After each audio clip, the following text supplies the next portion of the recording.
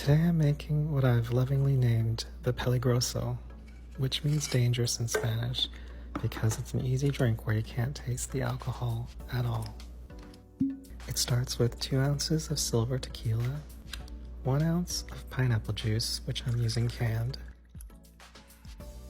1 ounce of coconut milk with the coconut cream, and 1 tablespoon of mango sorbet. Add it all into a shaker with ice and shake well.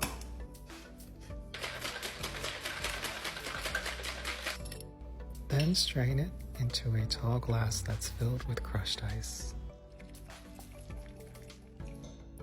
And finish it up by topping it off with some sparkling water. Remember to be careful because it does bubble up.